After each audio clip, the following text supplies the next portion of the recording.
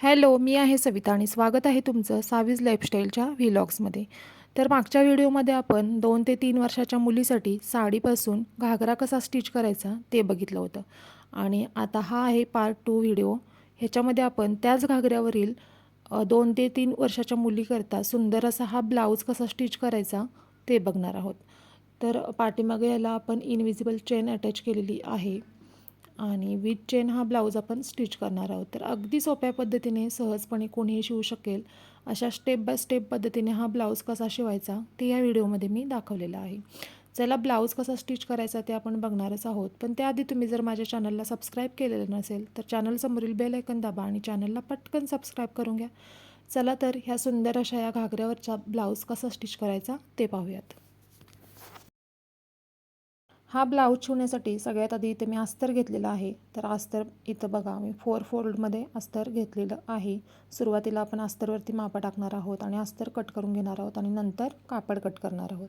इथं अस्तर मी 4 फोल्डमध्ये करून घेतलेलं आहे आणि फोल्डिंग साईड माझ्या साईडला आहे. तर ब्लाऊजची तयार उंची आपल्याला 12 हवी आहे. तर त्याच्यामध्ये 1 इंच मार्जिन पकडून मी 13 इंच अस्तरची उंची ठेवलेली आहे आणि रुंदीला 8 इंच हे अस्तर घेतलेलं आहे. म्हणजे 8x13 4 फोल्डमध्ये घेतलेलं आहे. आता आपल्याला मापं टाकून घ्यायचे आहेत. 5 इंचावरती मी शोल्डर मार्किंग करून घेतलेलं आहे. मुंडा खोलीसुद्धा 5 इंच ठेवायची आहे. मुलीची छाती जी होती ती 22 इंच होती. 22चा चौथा भाग 5.5 इंच. इथं 5.5 इंचावरती मी मार्किंग करून घेतलेलं आहे आणि 2 इंच मी मार्जिन ठेवणार आहे. लहान मुलांसाठी थोडे लूज कपडे शिवायचे त्याच्यामुळे मी 2 इंच मार्जिन ठेवलेलं आहे. तुम्ही 1.5 इंच ठेवलं तरीसुद्धा चालेल. त्याच्यानंतर इथं लाईन ड्रॉ करून घेतलेली आहे. आता खालचा जो भाग आहे ब्लाऊजचा तिथंसुद्धा मी 7.5 इंचावरती मार्किंग करून घेतलेलं आहे. जेवढी छातीसाठी मार्किंग केले ना तेवढंच लोअर भागासाठी सुद्धा मार्किंग करून घ्यायचं आहे आणि स्ट्रेट लाईन ड्रॉ करून घ्यायची आहे. आता इथं अर्धा इंच कमी वगैरे करू नका कारण ब्लाऊजला आपण लोअर साईडला स्लिट्स देणार आहोत. त्याच्यानंतर इथं आर्महोलसाठी 1.5 इंचावरती मार्किंग करून त्याला असा गोल शेप मी देऊन घेतलेला आहे. लहान मुलांसाठी मुंडाचा एकच आकार द्यावा लागतो, 2 आकार द्यायची गरज नसते. त्याच्यानंतर आता अस्तरवरती हे मी आखून घेतलेले आहेत मापं टाकून ते कात्रीनं कट करून घ्यायचं आहे. आता आपल्याला गळ्याचं मार्किंग करून घ्यायचं आहे. तर गळा रुंदी 2 इंच ठेवलेली आहे समोरच्या गळ्यासाठी आणि गळा खोली जी आहे ती 3.5 इंच ठेवलेली आहे आणि अशा प्रकारे राऊंड मी मार्किंग करून घेतलेलं आहे. मागचा गळ्यासाठी सुद्धा गळा रुंदी जी आहे ती 2 इंच आणि गळा खोली जी आहे ती फक्त 2.5 इंच ठेवलेली आहे आणि त्यात मागचा गळासुद्धा मी राऊंड शेपमध्येच ठेवलेला आहे.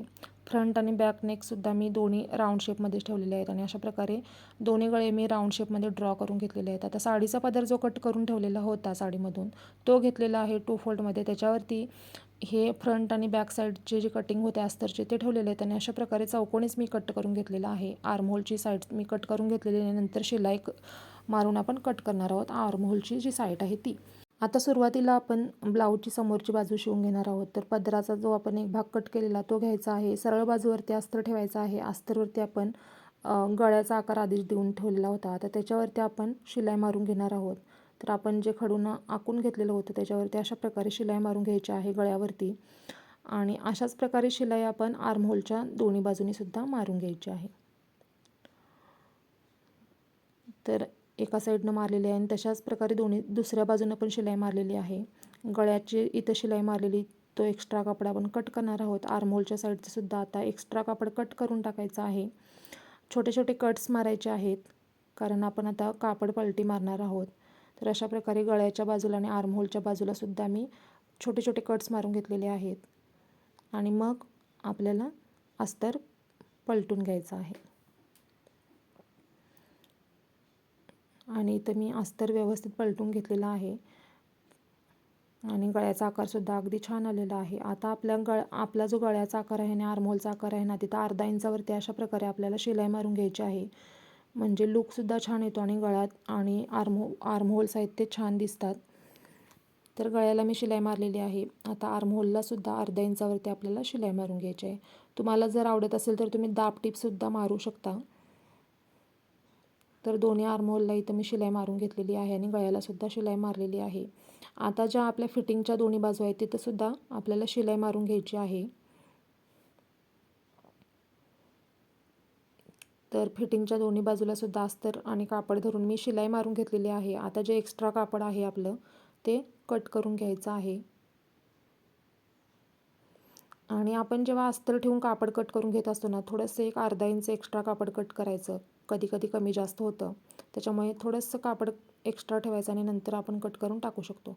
आता सेम बॅक साईड मी स्टिच करून घेतलेली आहे. आर्महोल आणि गळ्यासाठी छोटे छोटे कट्स मारून घेतलेले आहेत. अजून मी अस्तर पलटी केलेलं नाही आहे. या ब्लाऊजला ना आपण चेन अटॅच करणार आहोत, तर इनविजिबल चेन मी इथं घेतलेली आहे. आणि जेवढी चेन अटॅच करणार आहोत ना, तेवढीच आपल्याला इथं बरोबर सेंटरला स्ट्रेट लाईन ड्रॉ करून घ्यायची आहे. तर आर्महोलचा आणि गळ्याचं एक्स्ट्रा कापड कट करून मी कट्स आधीच मारून घेतलेले होते. आता आपल्याला जेवढी चेन अटॅच करायची आहे तेवढं मी स्ट्रेट लाईन ड्रॉ करून घेतलेली आहे.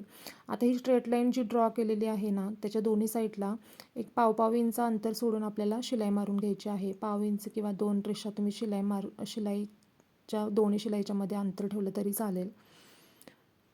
तर पाहू शकता एक पाव इंच होईल इतकं दोन्ही लाईनमध्ये मी अंतर ठेवलेलं आहे आणि 2 शिलाई अशा प्रकारे मारून घेतलेल्या आहेत, जी लाईन ड्रॉ केलेली ना त्याच्या बाजूनं. आता इथून आपल्याला सेंटरमधून कात्रीनं अगदीच हळूवारपणे कट करून घ्यायचं आहे. तर पाहू शकता आता हे 2 पार्ट वेगळे झालेले आहेत आणि आपण 2 शिलाई मारून घेतलेल्या आहेत. त्याच्या मधोमध आपण कट करून घेतलेलं आहे. आता आपल्याला अस्तर पलटी पाडून घ्यायचं आहे. ब्लाऊजचे कोपरे जे आहेत ना ते व्यवस्थित बाहेर काढायचे आणि अस्तर आपल्याला पलटून घ्यायचं आहे. आणि ही चेन लावण्याची सगळ्यात सोपी पद्धत आहे बरं का, कारण आपल्याला एक्स्ट्रा कापड वगैरे ॲड करावं लागत नाही.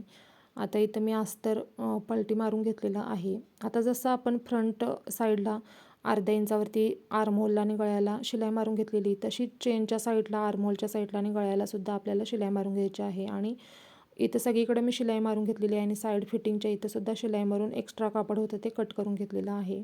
आता आपल्याला चेन अटॅच करायची आहे. तर इथं मी आधीच जेवढी चेन होती तेवढीच मार्किंग करून शिलाई मारून कट करून पलटून घेतलेलं आहे. तर आता पहिल्यांदा सुरुवातीला एका साईडची चेन अटॅच करून घ्यायची आहे. चेन ओपन करूनच शिलाई मारून घ्यायची. पाहू शकता अशा प्रकारे इथं चेन आपल्याला अटॅच करून घ्यायची आहे. चेनच्या बाहेर ना अगदी थोडं एक रेष होईल इतकं कापड एक्स्ट्रा सोडायचं, म्हणजे चेन आपण जेव्हा क्लोज करतो ना तेव्हा चेन अजिबात दिसत नाही सरळ बाजूनं. आता एक साईड मी शिलाई मारून घेतलेली आहे, दुसरी साईडसुद्धा सेम शिलाई मारून घ्यायची आहे. खालच्या साईडनं सुद्धा चेनच्या शिलाई मारलेली आहे आणि आता ही दुसरी बाजूसुद्धा मी शिलाई मारून घेते. चेन इथं अशा प्रकारे ओपन ठेवूनच मग शिलाई मारायची, म्हणजे थोडं सोपं जातं. तर इथं मी एक शिलाई मारून घेतलेली आहे आणि परत मी आणखीन एक शिलाई इथं मारून घेणार आहे.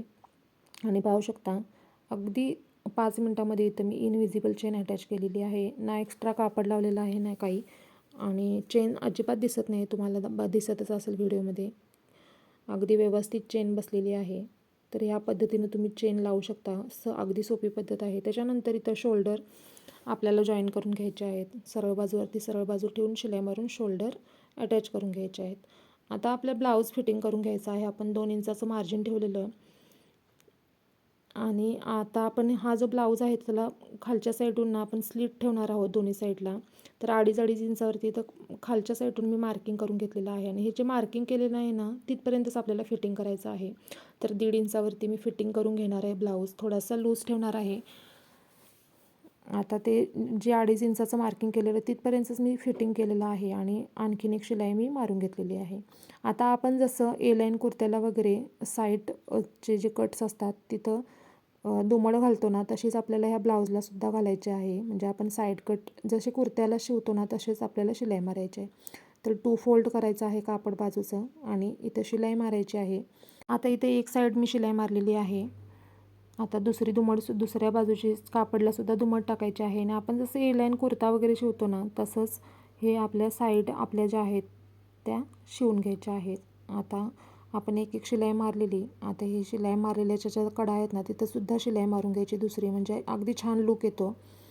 आणि हे पहा, आपण जसं लेडीज कुर्ते शिवतो आणि साईडला जी स्लीट ठेवतो ना सेम तसंच शिवून घेतलेलं आहे आणि दुसरी बाजूसुद्धा तशीच आपल्याला फिटिंग करून घ्यायची आहे आणि साईड कट शिवून घ्यायचे आहेत. आता हा आपला ब्लाऊज 90% तयार झालेला आहे.